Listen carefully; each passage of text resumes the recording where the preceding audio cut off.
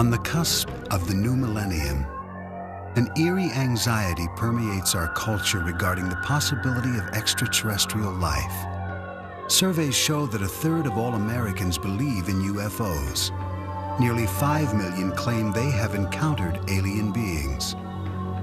Scientists remind us that these fantastic sightings are unconfirmed and unconfirmable. Skeptics insist that the people who make these claims are either deluded or they're exploiting the controversy for personal gain. And yet, the people who say they've had these experiences remain loyal to their stories. Stories which capture our attention and reflect a deep hunger to believe that we are not alone. In rural Kentucky, a man recalls his family's supposed shotgun battle with aliens in 1955. A UFO investigator describes what she believes to be a face-to-face encounter with an alien. Just a mile from New York City, dozens of people hold the stories of UFOs and extraterrestrial visitations in a public park. And finally, a biblical scholar explains his belief that 6,000 years ago, all of human civilization was influenced by visitors from outer space. The notion of extraterrestrial life, fact or fiction? Or can it only be described as unexplained? In 1955, Kelly, Kentucky, 70 miles north of Nashville, Tennessee, was a peaceful farming community. On the evening of August 21st, deep in the Kelly countryside, a party of 10 people reported a wild encounter with aliens. The Langfords were winding down from a family get-together filled with laughter and card playing. 12 years old at the time, Lonnie Langford says he remembers that night clearly. There was me, my brother, my sister, 2 half-brothers, their wives, and a friend and his wife. That's about it, besides my mother. And we just sat around, and talked and played cards. My half-brother's friend, Taylor, he had to go out. We didn't have no inside restrooms back then. And as he was going out the door, he looked up and he noticed this round object. It had lights all around it. The Langfords' guest raced inside to tell the others what he had seen. They all thought he was joking. The card playing went on, uninterrupted. Finally, everyone turned in for the night, everyone except Lonnie's mother.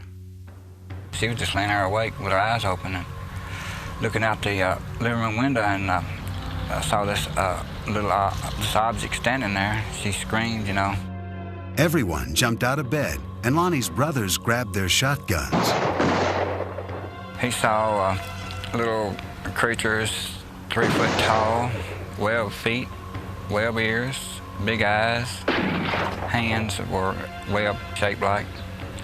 They were silver, had silver uniforms, no noise, no sound, no talking.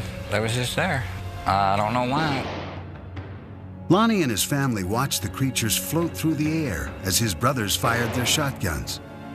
They say some bullets knocked the aliens over, but that to everyone's horror, the strange beings got back up again, unscathed. Everybody got roused up, started hollering and screaming. Lonnie's brother headed outside with his shotgun. Just as he was going outside, one of them grabbed him by the hair of the head, and then he jumped on out in the yard and, shot at him. Lonnie Langford said he and his family watched in terror as these glowing beings circled their home. When his brothers finally ran out of ammunition, they brandished their flashlights. The beams illuminated the sky, and to the family's surprise, the silver creatures quickly retreated into the darkness. They wasn't trying to hurt nobody. They wasn't trying to hurt us all. I think they was more scared of us than we were of them.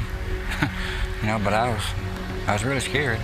I'm just telling you the truth. Is Lonnie Langford telling the truth? Or is his story nothing more than a twisted memory from a family gathering gone awry? What we do know is that on the same evening, other residents in the area had reported what they believed to be meteor sightings.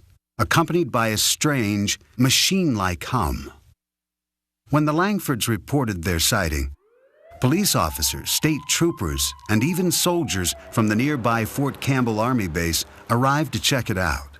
Kentucky State Trooper Russell Ferguson investigated the incident. He found no physical evidence to substantiate the Langford story. The only thing that we did find was the family there, rather disturbed, very emotional, and swearing that something had occurred in the way of small, silver-looking people with big eyes and big heads trying to get into their house. UFO investigator Philip Imbrogno finds the Langford family's story compelling. He thinks they may indeed have encountered extraterrestrials. It is one of the cases that is actually very convincing, because here you have a family that really didn't care anything about UFOs, and all of a sudden they report that they had these little beings coming on their property and they fired on them and so on. And to this day, that is one of the cases that convinced me that perhaps we should consider that there are extraterrestrials here from time to time that have landed on our planet and interacted with our society. During the time of the Langford sighting in the mid-50s, Americans of all walks of life were enthralled with space-age images, and a new wave of science fiction movies was coming out of Hollywood, many of which were based on the growing anxieties surrounding the Cold War.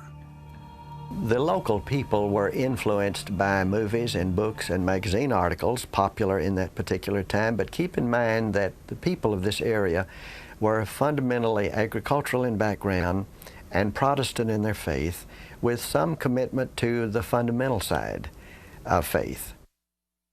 Since the Langfords claimed to be devout Christians, is it possible that they had become overzealous from a religious revival meeting that Sunday afternoon? State Trooper Russell Ferguson doesn't think so. He believes they were drunk.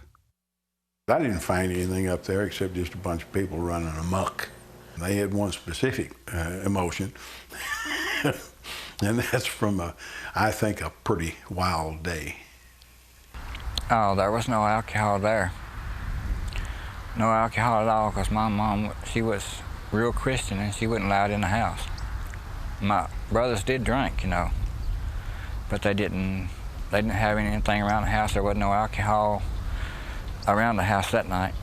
Another explanation for what took place that night involves a traveling circus which happened to be passing through town. I went to our newspaper files and found the showing of the Shrine Circus here at our fairgrounds for 3 nights, Thursday, Friday, and Saturday, prior to this activity at Kelly. It's certainly possible that monkeys were in that traveling troupe of the Shrine Circus, and it is possible that some of them could have escaped. Some people said it was monkeys from a circus. I didn't know that there was a circus at the time, and neither did my family. There ain't no silver monkeys. How can a monkey be silver?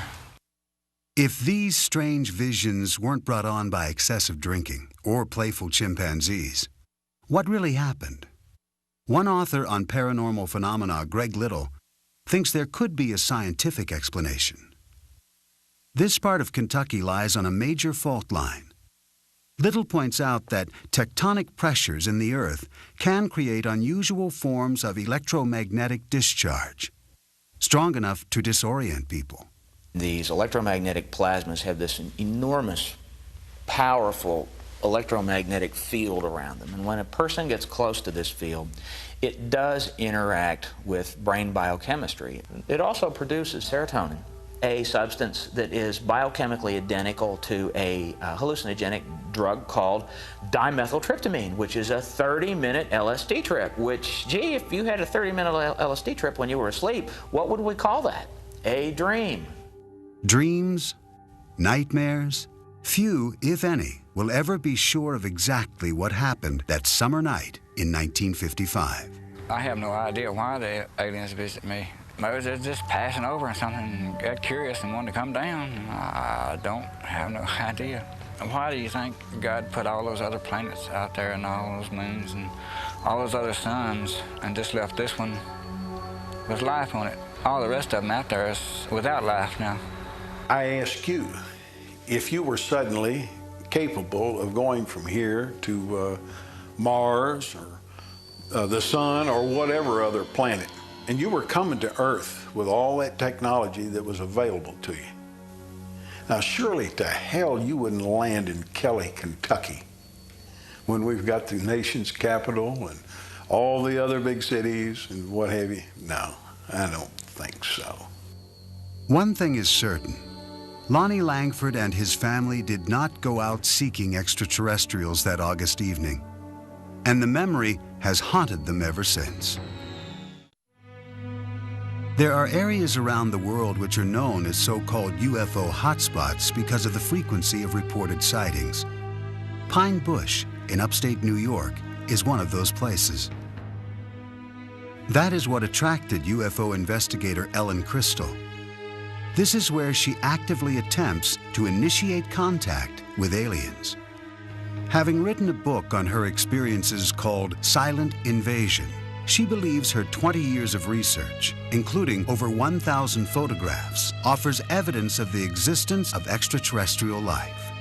It really takes a certain mentality to do it in a cohesive way so that you come away with some research. I mean, there's people like me trying to collect research and successfully doing it and trying to have close encounters where you can use equipment and machinery that actually works and registers. Ellen first began searching for extraterrestrials in the countryside around Pine Bush during the early 1980s. At that time, a psychic told her that she had been cured by aliens during a severe childhood illness.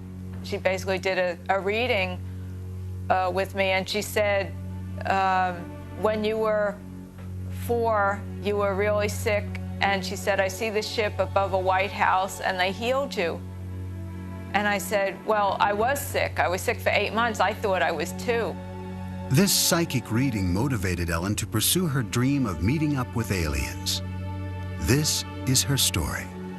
She maintains that on August 7th, 1980, she had a close encounter which satisfied her curiosity, perhaps more fully than she had expected. My own stipulation was that I would not walk in a new field that I hadn't walked in already.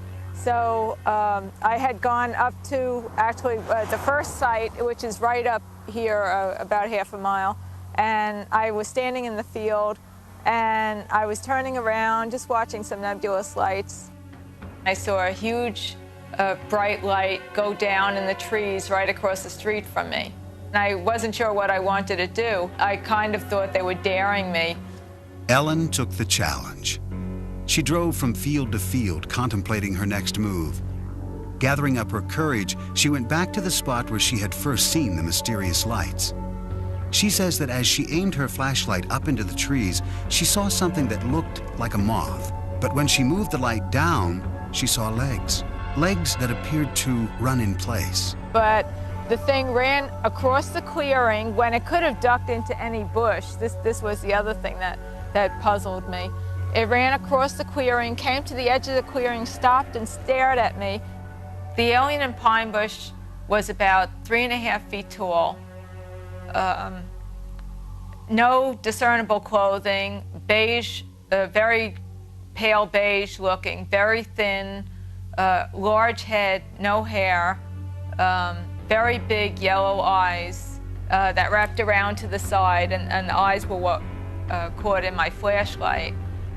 Ellen was bewildered by an overwhelming power, which she sensed radiating from the creature. I mean, they look, if you just look at somebody that size, you think nothing, like a child.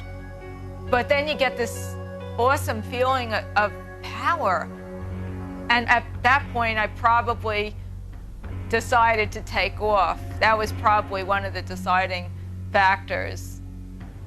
Frightened and exhausted, she drove to a deserted parking lot to rest and collect her thoughts. I just couldn't deal with all the emotion. I was so paralyzed with fear, and I remember my chest like going up and down. I mean, I was totally panic-stricken. I started to sweat. Ellen Crystal kept a journal of this and other experiences that she included in her book. As part of her research, she has developed elaborate theories all her own about why these aliens have come to Earth. I think that the aliens have a problem. I think they have a really terminal physical problem. I think the only reason that aliens would be coming here on such a massive level would be if they have a terminal physical problem, and that essentially equates to reproduction, that they may be a race on the edge of extinction.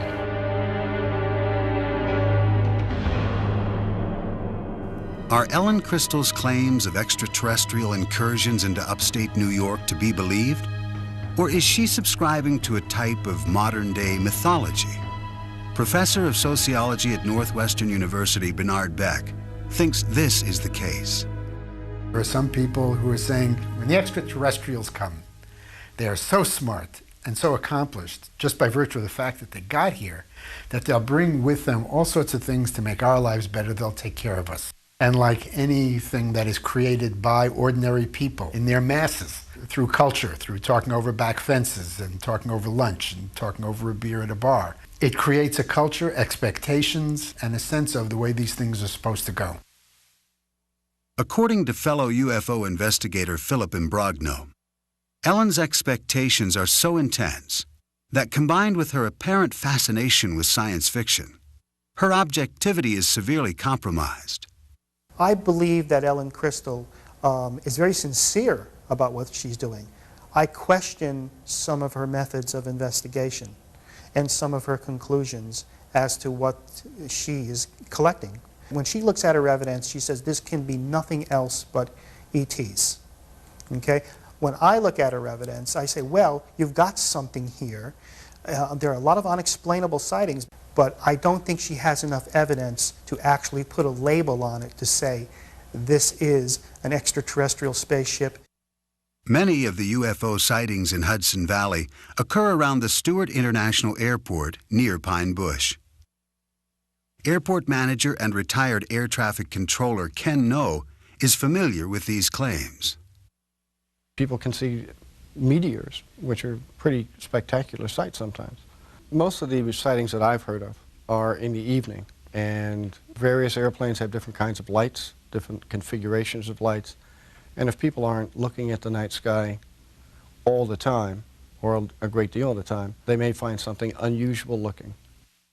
Adding to the confusion, in the summer of 1988, during a rash of reported UFO sightings, a group of pilots decided to play a practical joke on the residents of the Hudson Valley. They flew in an echelon formation, or if you like, a V formation, in small light aircraft, which don't make a great deal of noise, and they looked pretty impressive. And so it was quite an impressive sight. And a number of people reported that as a UFO, which probably was the pilot's intention in the first place, to have some fun with folks. It caused quite a stir for a number of years. Ken No and other local air traffic controllers remain skeptical of Ellen Crystal's conclusions and of her UFO video research.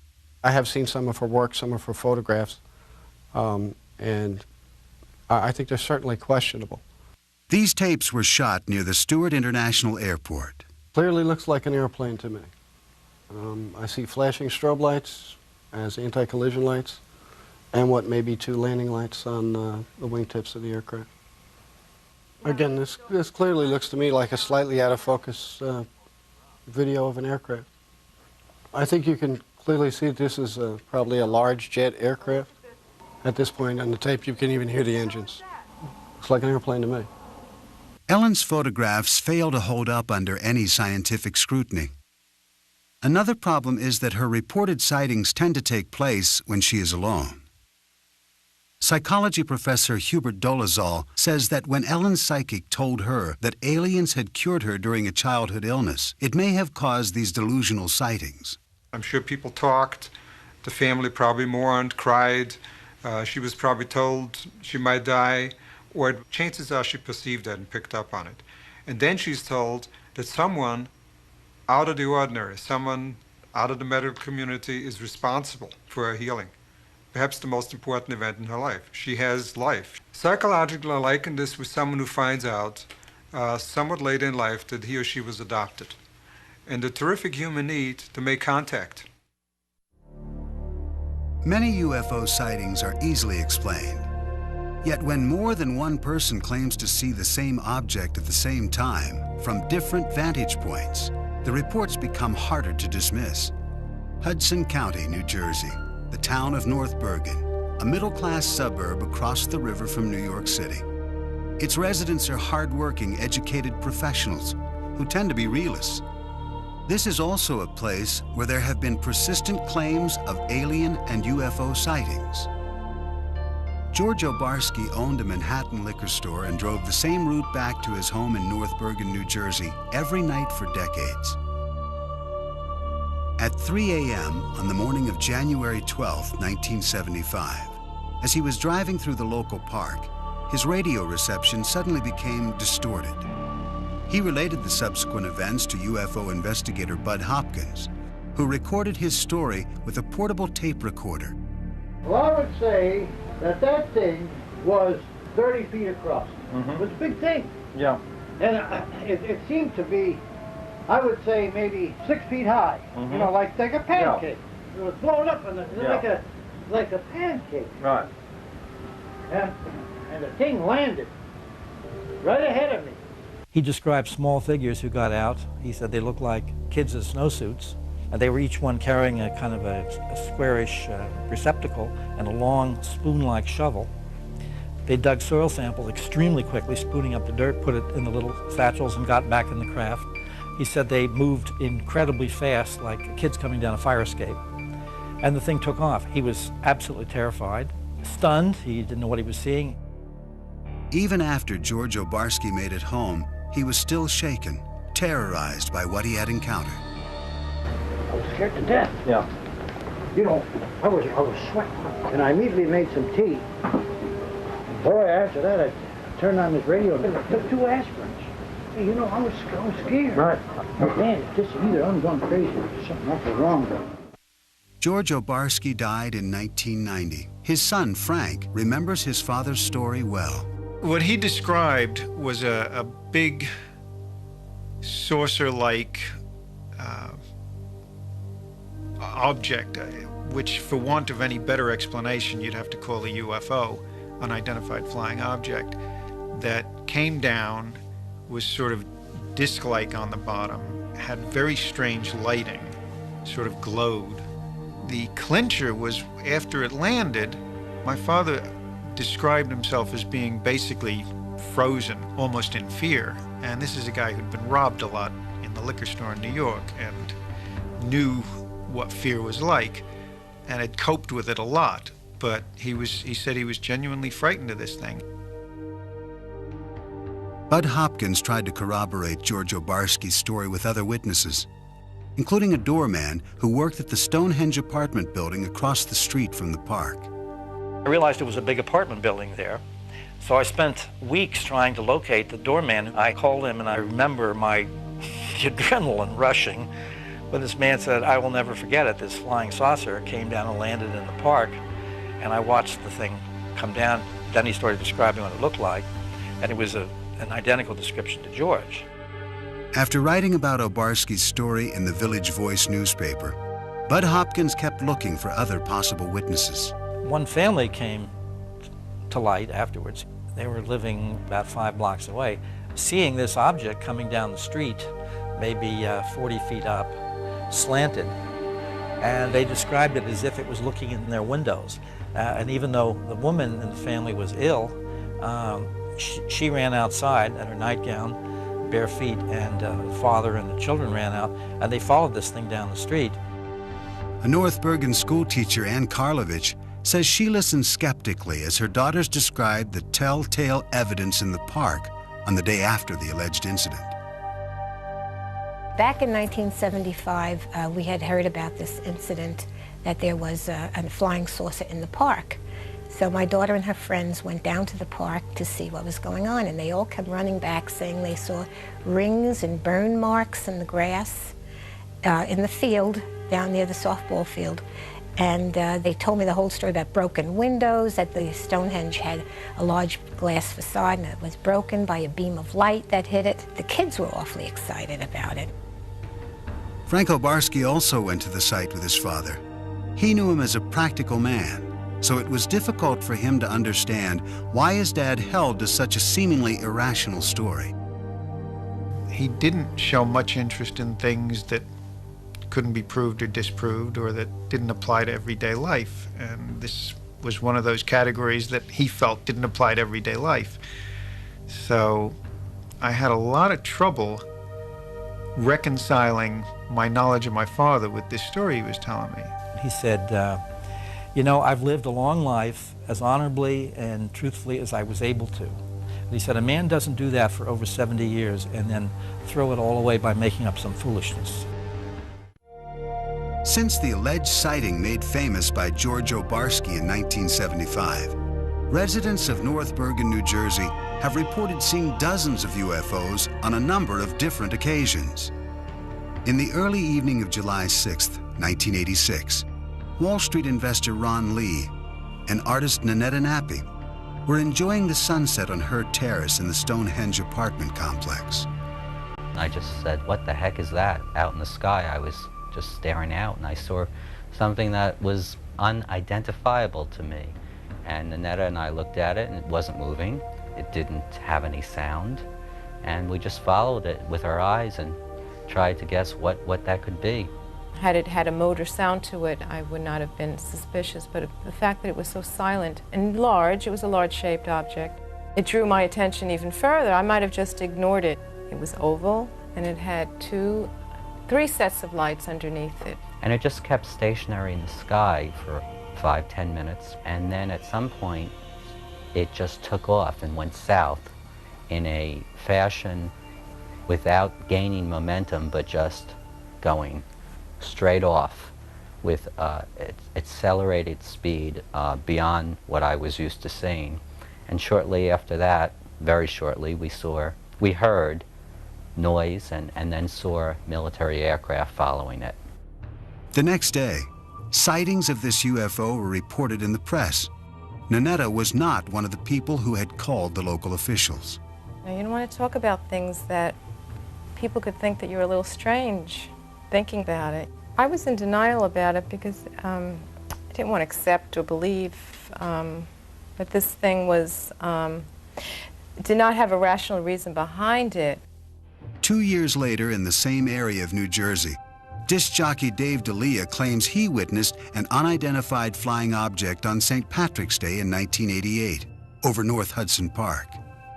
D'Elia says he was driving home when he noticed something in the sky. He pulled over. As I'm standing there, it's getting closer and closer, no noise at all, but the lights that made up the triangle were white, the diamond were white and green. D'Elia returned to his car and followed the UFO down the parkway for several miles, noting the shape of the craft. The shape of the UFO was a diamond shape like this. Where my thumbs are was basically the part that was coming toward me. That's how it was flying.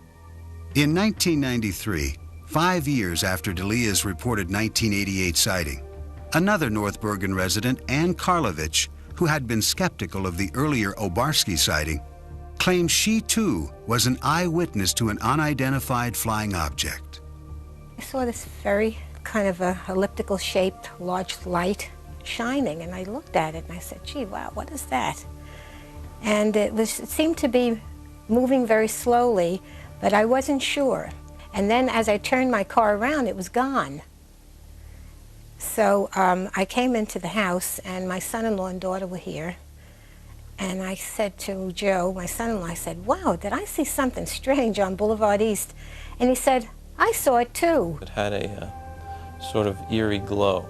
It looked metallic and was very well lit, like with a fluorescent, bright flood kind of light. As I recall it to be a blimp-like object, like an elongated, like an ellipse, elliptical sphere, if you will.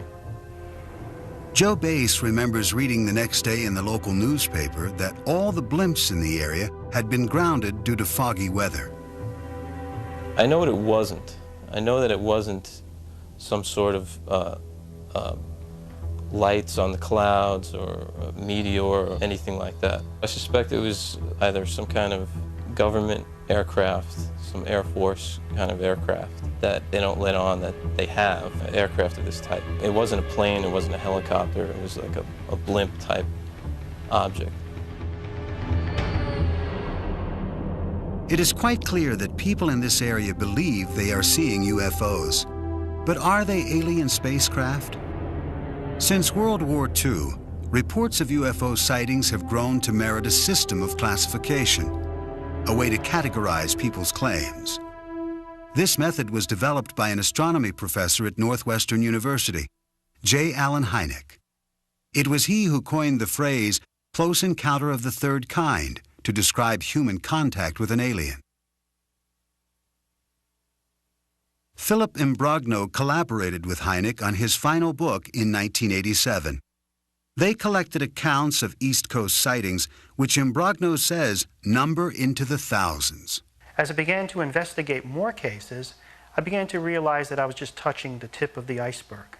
Actually, in a period of 5 years, there were 7,000 sightings. Now, they were made by people who are pillars in the community. Police officers, pilots, lawyers, educators, scientists, executives for major corporations, all saw an object that they considered to be larger than a football field flying overhead. Psychologist Hubert Dolezal maintains that UFO believers are mistaken in what they think they are seeing. What we're looking at is a perceptual phenomenon where the background information is either dark conditions or dusk conditions, and where there's very little visual structure against which the object appears. Add to that the question of, does this person have myopia, nearsightedness, and astigmatism, suffers from any other kind of visual defect? And now you're looking at the question of not only unidentified moving objects, but unidentified stationary objects. I know what I saw. That's the only thing I can say. I know I saw something that didn't look like anything else I had seen before. Syndicated columnist Sally Deering grew up in the North Bergen area. She's heard dozens of the local UFO stories, and she thinks any belief in aliens and UFOs is ridiculous. They jump to UFO. And I think they jump to that too quickly.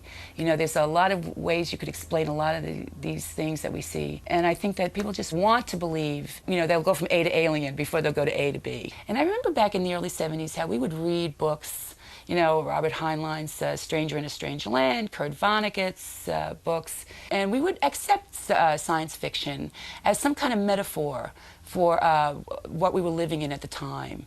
This sort of feeling of being outcast in a society.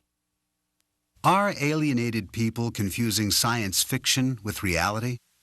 According to Professor Dolezal, those who claim to see aliens and UFOs may be experiencing a psychological need to be a part of a trend, something bigger than themselves, thus latching on to observations which have little or no supporting evidence. What I do believe is going on, it's the proverbial bandwagon effect, that it's popular to be included and to be part of this.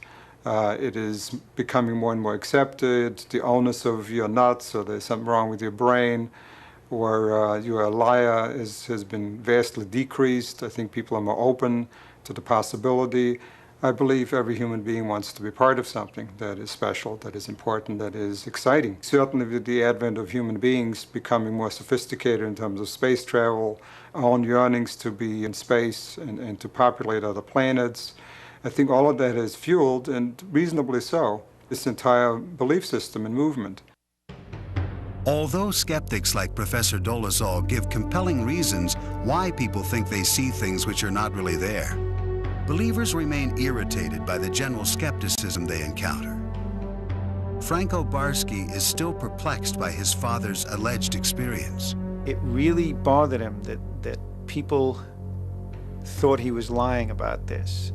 And that's the thing that I find the most compelling about this whole story, and the thing that I have the most trouble with.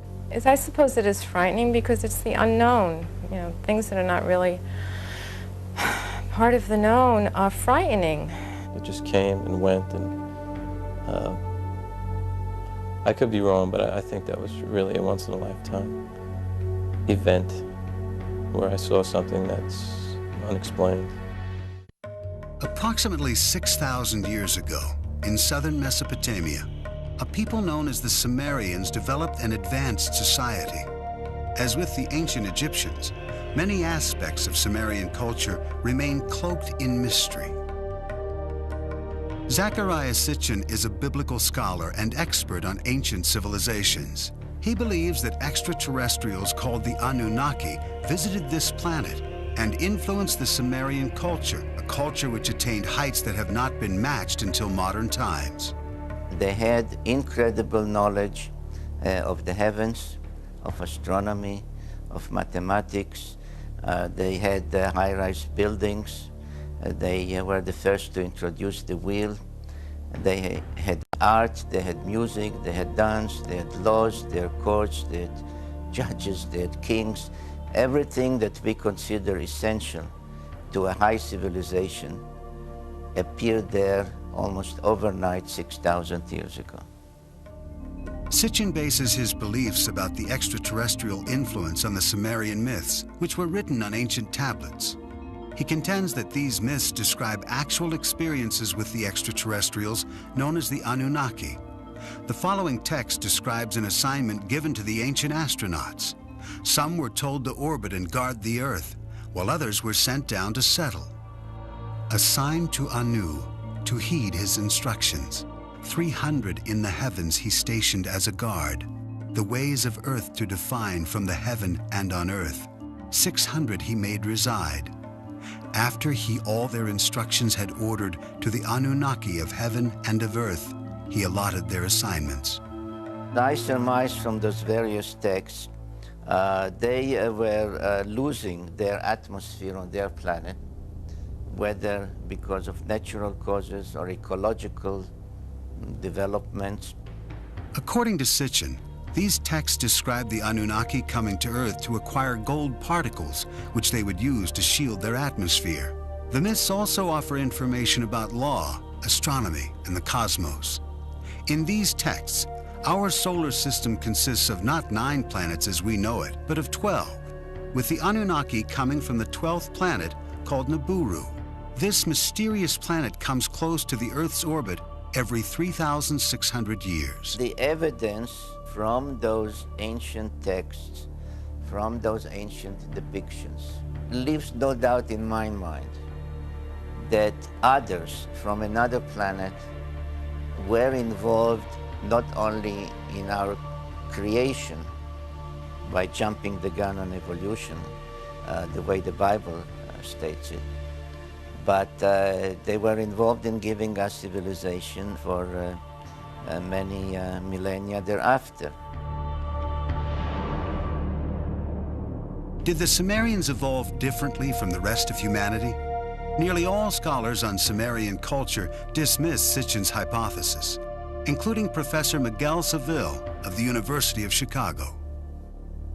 In my experience, there is nothing in the evolution of the culture in southern Mesopotamia that cannot be explained by the normal evolution of culture in general. Professor Seville maintains that the Sumerian mythological texts are nothing more or less than what they appear to be, myths. He doubts Sitchin's ability to accurately translate these texts. The author mixes languages and explains one form of a language by another, and sometimes he seems almost incapable of recognizing whether a word is Sumerian, Akkadian, or Hebrew.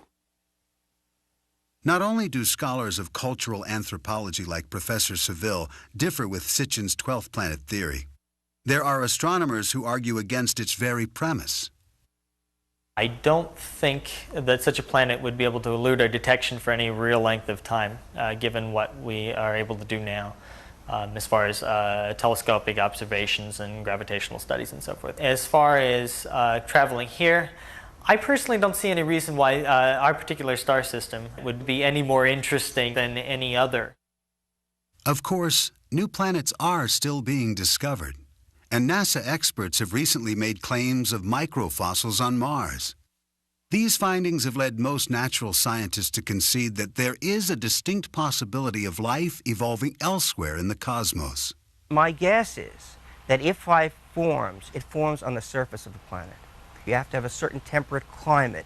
You have to have water on the surface or water just below the surface. It's possible that some of these precursors for life, the organic molecules, get seeded onto primitive Earth, say through comets. We know that comets have a lot of organic chemistry going on them. Many astronomers and astrophysicists agree with Professor Novick. And yet if there is advanced life elsewhere in the heavens, even in possession of sophisticated technology, the distances involved in navigating the stars are simply too vast. Maybe there are 10 advanced civilizations in our galaxy, maybe. But if there are, and this is really far-fetched, if there are, they are so far away from us that there is no chance. They are hundreds of thousands of light years away. There is no chance, zero, that we will ever be visited. The best way to describe the distance to the stars, the distances are actually quite vast. The distance from here to the galactic center, we're just talking roughly 30,000 or so light years, I believe. There are those that maintain that the current surge in extraterrestrial sightings is best explained as a substitute for traditional religion. If you take an adherence to a divine being, a god, what a religious belief one may want to adhere to, in the absence of such a religious belief, I think there, or as a supplement perhaps, there may be a need to say there is something more sophisticated, wiser, more technologically advanced. And it seems to me that this is a reasonable supplement to say as a substitute for religious beliefs per se. Our needs are so great emotionally for some kind of religious center, and our fears, our paranoid fears are so great that it's extremely difficult to look at this objectively, and yet that's what we must do. Every era has had its extraterrestrials, except we now have a language that allows them to be extraterrestrial beings, instead of previous eras when they were just strange beings. If all the skeptical scientists in the world would put their heads together just for 1 year and do an in-depth study of this phenomena to find out whether or not UFOs are extraterrestrial in nature, maybe we could come up with some answers instead of being criticized all the time as to whether or not this is a true science. Somehow we as scientists have failed in explaining to people that there are things about the universe that we really do understand. We don't know everything, but we know a lot. And there are things that we can just rule out. And people just don't buy this. And I find that very sad, that the culture of modern science has not really sunk in the culture of our nation. Bud Hopkins believes that if modern science would not completely rule out UFO claims, if they would just investigate a fraction of these sightings, they would indeed reach a larger audience.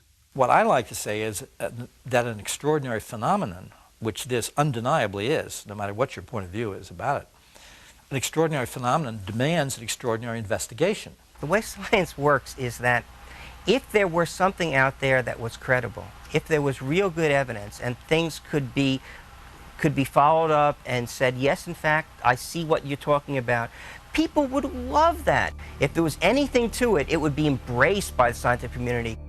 Though skeptics will insist that all the thousands of claims of alien sightings do not add up to a single scientific confirmation, people will go on reporting them, asserting with equal fervor that what they saw was real.